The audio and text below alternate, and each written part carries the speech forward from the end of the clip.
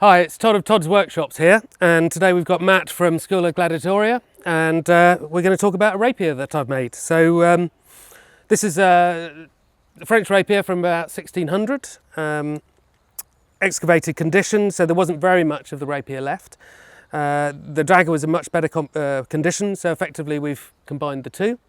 And then I've made the harness for it as well, the scabbard and the belt, and obviously all the hanging rings and everything to wear it properly.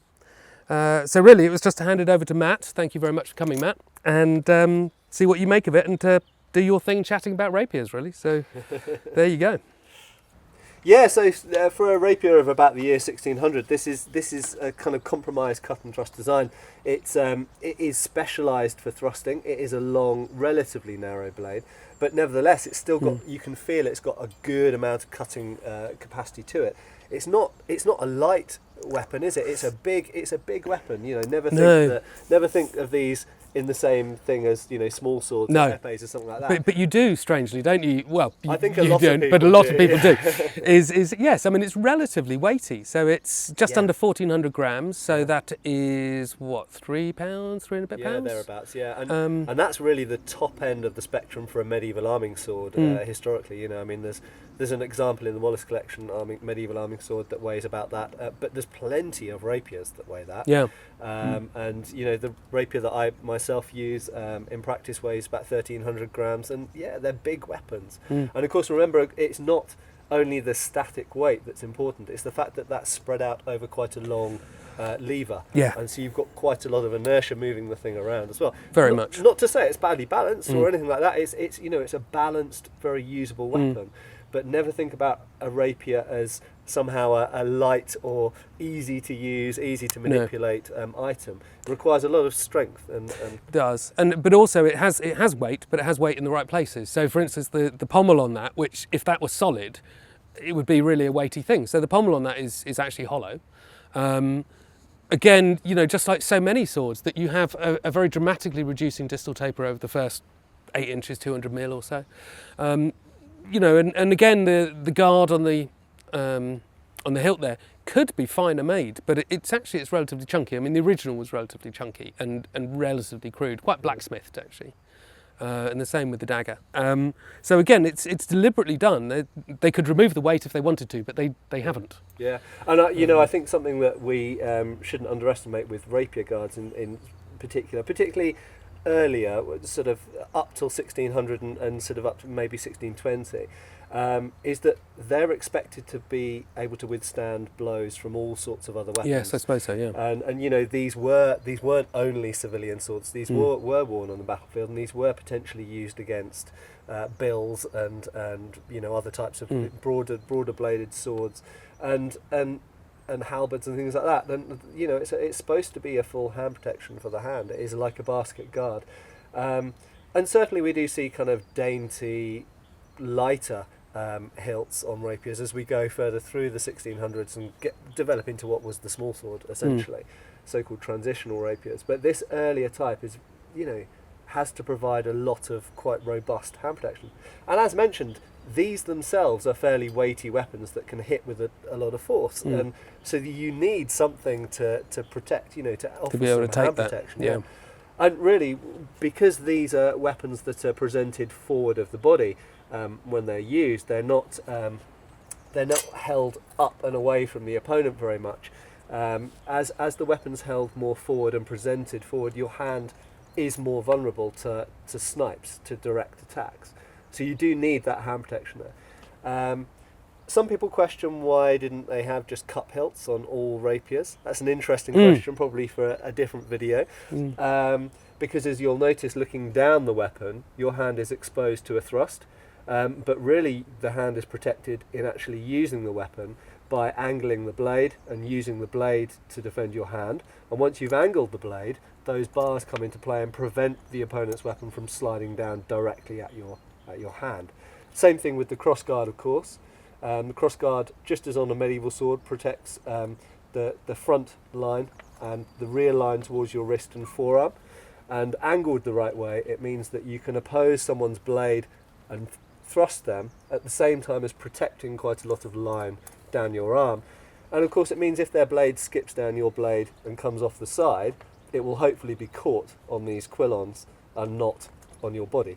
But so tell us about that hollow pommel. I mean, presumably if that was a solid pommel, it would muck up everything.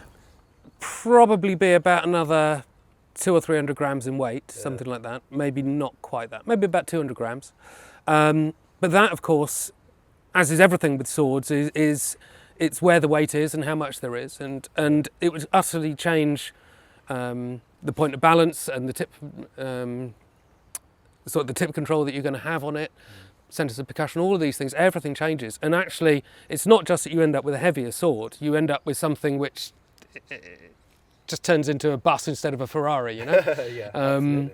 And so it does make a very big difference. And the same is true of a dagger, but much less so. You know, it's much less critical. And so, some people would question, why make a large hollow pommel? Why not make a small solid pommel? It's fashion, I think. Yeah, and it's looks, isn't it? Yeah. And the fact is, a big pommel like that looks really nice, doesn't it? I mean, to me, aesthetically, that looks nice. If you put a small acorn-sized pommel on there, it would look ugly. I have to say there are some much later Spanish cut hilts which have very, very small, or sometimes almost non-existent pommels on them. And to me, they look really ugly. Yeah. Because you've got a large guard and then almost nothing at the back end of the grip. And it doesn't look balanced. It doesn't look aesthetically pleasing to me. And I think that was important to them, wasn't it? It was. I mean, their idea of aesthetics might be different, and I think often were. But it was very important, without doubt. So yeah, you get things like the Southwark sword and the Mary Rose sword, which have all that sort of English style of basket hilt. They've all got hollow pommels at 2 to 2.5 inches, 50 to 60 millimetre diameter.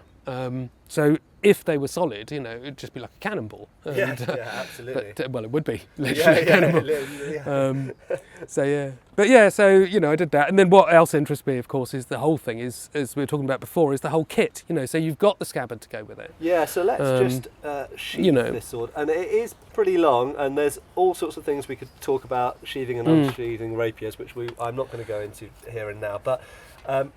Tell us a bit about this hanging system. So it's not. I've got to say. So this is not my period of specialism at all. But I'm aware of the fact that they have this hook system, so you can clip and unclip it. So I'm just going to talk a little bit about the harnessing here and how this works. So first of all, main gauche, left-hand dagger. So to state the obvious, it is used in the left hand. So that means it needs to be drawn with the left hand. So actually, you then wear it behind. This set is actually made for a customer of mine who is quite clearly slimmer than me. But anyway, let's see if we can jam that in. So now we have the dagger on the back here, and I'm able to draw that with my left hand whilst holding the rapier in my right.